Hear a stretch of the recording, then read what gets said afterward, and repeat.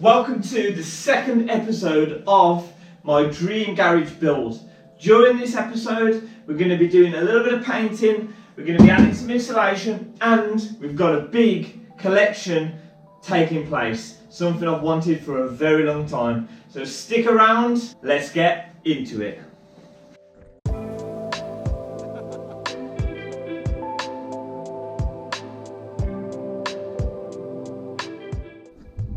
Okay, so that's them done and painted. I'm not sure how well you'll see it. Got the mascot up on the wall. Basically the missus didn't want that in the house, so it's in the garage now. But yeah, they've come out really well. Obviously it's darkened above off, which I knew was going to happen. But the way that I'm going to PVC line this anyway, that will then put some reflection back in the ceiling and open the space back up. Really happy with the grey, definitely prefer it to the red. Great choice there from my followers on Instagram who took part in the vote and chose the grey over the silver or the white. So moving on now, what we need to do is you'll see that I've started to insulate the two centre roof crevices, I suppose, gaps, whatever you want to call them. I've done the back there and I've done that one there as well. I've already made a start to this, but I've got another one now because I've just ran short, so I'm going to carry on with this. But because material costs in the UK at the moment, because of COVID, Brexit, lockdown, all that, are just ridiculous, I'm no longer going to do the whole roof. So I'm going to finish this off. The two centres, the two ones here that I've already started, I'm going to get the whole centre done, and then I'm probably going to do these ones here with some different insulation, probably like the white plastic stuff that I use in the campers. But either way, the goal once that's done is to then put PVC, like I did my conservatory roof, like on a PVC lined inside, and that's what I want to do in here. So yeah, we're going to crack on with that now and get that done.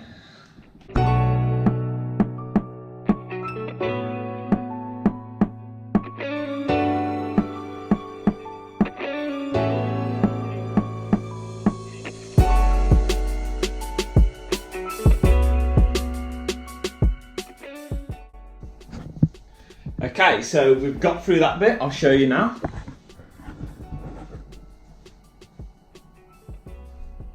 As mentioned, I've just done the centre free, if you want to class it as that. Grey beams looking, I've got to brush it all off now, but grey beams looking a lot better. I'm going to probably leave it like that for now, like I said. Gonna move on because now, guys, we've got to go out. This delivery is huge. This is something I wanted for a very long time. So stick around, hit that like button, please subscribe, because now I'm establishing this garage. I'm really hoping to make some absolutely awesome things in here. But that's enough of that. Let's get in the van now. We've got a bit of a journey, so let's get on our way.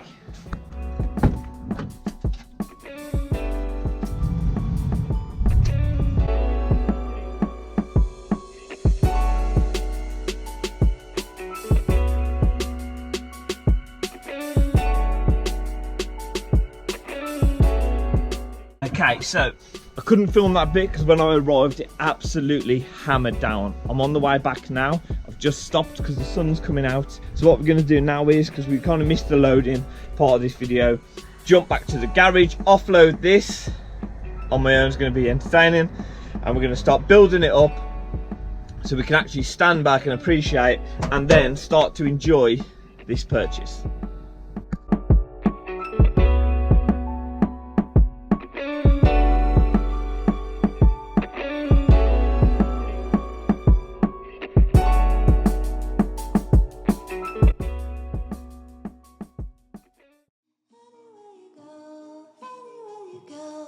Okay, so that was a lift and a half, that was, to be fair.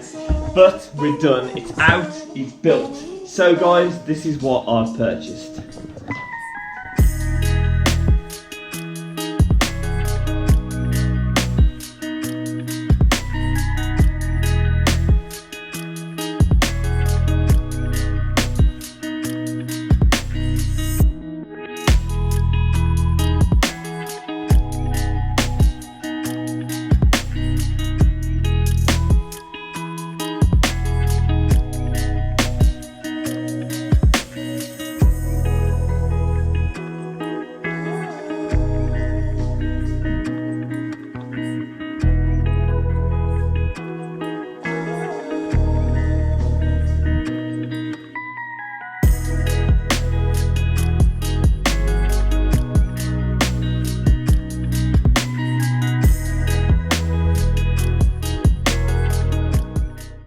After wanting one for years and years, finally has come the time where I've upped my game, and I believe it will help me take my craftsmanship, my fabrication to the next level.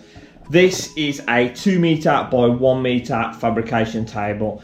It is steel, it is 6mm thick. All these holes in it are pickup points, so if you don't know what it is, it's so you can drop things in, hold things down, clamp things to it, make jigs off it. Everything is perfectly true, so all the corners are square, all the bed's flat. Guys, I had to have it engraved. Wise Fabrication and my logo there. Just trying to take this to the next level. This is the hardware and the things I've bought with it. I've got 4 rapid squares, so if you don't know, you basically just clamp these to the bed and you've got yourself a perfect right angle there. So you can G-clamp material to that, G-clamp material to that, and there's a perfectly true 90-degree angle. And then you can hold it down tight and it shouldn't move under heat distortion. I've got like a starter setup here with 3 different sizes. These are the same. They can be used as towers like that for a 90-degree upright. They can be used multiple different ways. They can also be used as extensions on the bed. This type of thing is, the opportunities are endless. If I want to make bike frames, if I want to make decats, if I want to make fixtures, jigs, I can do it all on this. Car chassis I could get on here. It's a little bit small for that, but you know, I'm just trying to give you an example of what I can do.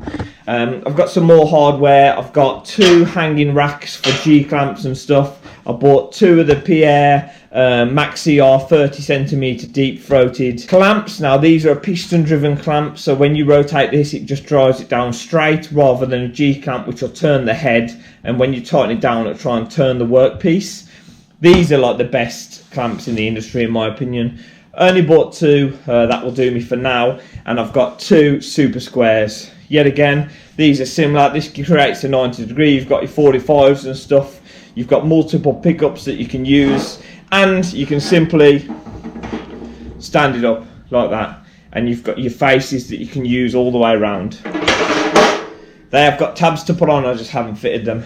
So I purchased all of this here from Mac Industries. I'll put their links below. You can get them on Instagram or on their website.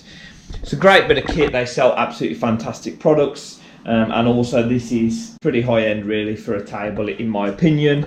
Underneath is all webbed, as you may have already seen in the cinematics. So it's all webbed and cross braced for strength. The bed is actually tigged together and then migged on the top. So all underneath is tacked and tigged together, all held square and true, and then the top is migged up. As you can see, they're all migged on the webs, all across there, migged, and then these are tigged, and underneath is tigged as well. The legs are Nardo grey, like an Audi grey, and I got these real nice casters with it, which, but they've got these wind up feet, so I can turn this, and I can rotate a pad down to then take it off the wheel itself and sit it solid on the floor so it won't move. And then if I want to move it, I can just wind it back up so the wheel touches the floor and then it's movable.